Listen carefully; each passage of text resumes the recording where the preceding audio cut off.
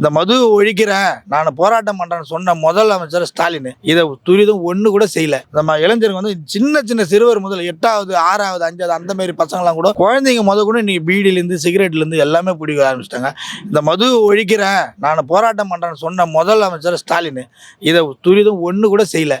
இன்னும் அதிகமாக எக்ஸ்ட்ரா தான் திறந்தாரு. எங்க பக்கத்துலேயே இன்னும் எக்ஸ்ட்ரா தான் ஒயின் ஷாப் அதிகமாக திறந்து வச்சு இன்னும் ஜனங்களை குடிக்க தான் வச்சார கண்டி க்ளோஸ் பண்ணல. அவருக்கு வருமானம் இதை தவிர வேற வழி இல்லாத போயிட்டாரு. வந்து வேற எதுவும் சொல்ற ஸ்டாலின் அரசாங்கத்தை பொறுத்தவரையும் அதிகமாக அவங்க சொல்ற மாதிரி எதுவுமே மக்களுக்கு செய்யல. இன்னொன்று விஷயம் கேட்டீங்கன்னா அவங்க செஞ்சது எல்லாமே பொய் அறிக்கை மட்டும்தான். பெண்களுக்கு பொய் அறிக்கை மட்டும்தான் செஞ்சாங்களே கண்டி இளம் பெண்கள் கற்பழிக்கப்படுறாங்க, கொலை செய்யப்படுறாங்க. ஒரு அரசாங்கம் சட்ட ஒழுங்கு சீர்குலைஞ்சி பெண்கள் மொத்தம் வெளியில் அப்பா அம்மா கிட்ட கூட சொல்ல முடியாத அளவுக்கு பண்ணுறாங்க. பாதுகாப்பாக இருக்க வேண்டிய காவல்துறை எங்களுக்கு பாதுகாப்பாக இல்லை, முற்றிலுமும் இல்லை.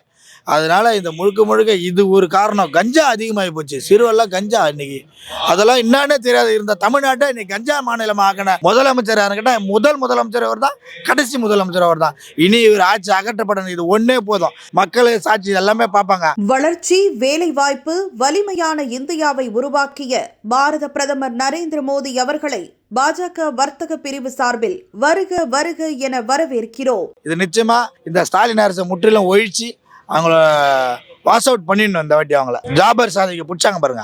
அப்பயே அவருக்கு தெரிஞ்சு போச்சு என்னடா பண்ணது. அவங்க ஆரம்பத்தில் அவங்க அடி சேர்க்க ஆரம்பிச்சிட்டாங்க.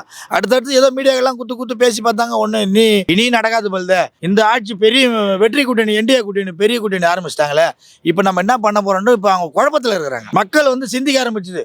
மோடி அதை செய்யலை இதை செய்யலைன்னு சொன்னாங்க. பிரதமர் மோடி மக்களை இந்துத்துவத்தையும் எல்லாத்தையும் வந்து பாதுகாக்கிறாரு. முதல்ல அவர் ஆன்மீகவாதின்றதுல எங்கள் இந்து சார்ந்தவங்க மொத்த பேரும் அவரை நம்ம முழுமையாக நம்புகிறோம். அவர் எங்களுக்கு நல்லதை தான் செய்வார், அதில் எந்த டவுட்டும் எங்களுக்கு இல்லை. அதனால் அவரை முற்றிலும் நம்புகிறோம். அதோட புரட்சி கலைஞர் இப்போ அதுக்கப்புறம் வந்து இவர் வந்துரு எடப்பாடியார், புரட்சி தமிழர் எடப்பாடி வந்துக்கிறாரு.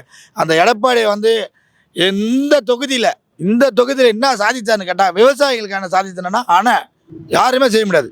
அன்புமணி அண்ணன் ஆரம்பித்தார். எங்கள் வேலூர் அந்த பாலாறு தொடங்கத்து முதல் முடிகிற வரைக்கும் கடல் வரையும் முடித்தார். அதை முடிச்சிருந்து கரெக்டாக வந்து இங்கே அணையை கட்டி எல்லாருக்கும் அணையை கட்ட கொஞ்சம் புண்ணியவன் யாருன்னு கேட்டிங்கன்னா எடப்பாடியார் மட்டும்தான். கரிகால சோழன் மாரி கல்லணை கட்ட கரிகால சோழன் மாரி இங்கே கல்லணை கட்ட ஒரே தமிழர் யாருன்னு கேட்டிங்கன்னா அண்ணன் எடப்பாடியார் தான். அதனாலவே இந்த விவசாய குடிமக்களும் பெருங்குடி மக்களும் எல்லாருமே அவரை ஆதரித்து இந்த வாட்டி பெருவரையான வெற்றியை கொடுத்து அவரை நிச்சயம் வெற்றி பெற செய்வோம். அவருக்கான வேலையை ஆல்ரெடி செஞ்சு நிற்கிறோம். நாங்கள் பட்டாளி மக்கள் கட்சியில் இருந்தாலும் அவரை முற்றிலுமே அவரை ஜெயிக்க வச்சு எங்கள் அண்ணன் அன்புமணி வழியில் அவரை ஜெயிக்க வைக்கணும்னு சொல்லிட்டாரு. அவருக்கான வேலையை நாங்கள் பக்காவாக பண்ணுறோம். நாளைக்கு மீட்டிங் அலறோம், அந்த அளவுக்கு பண்ணுறோம்.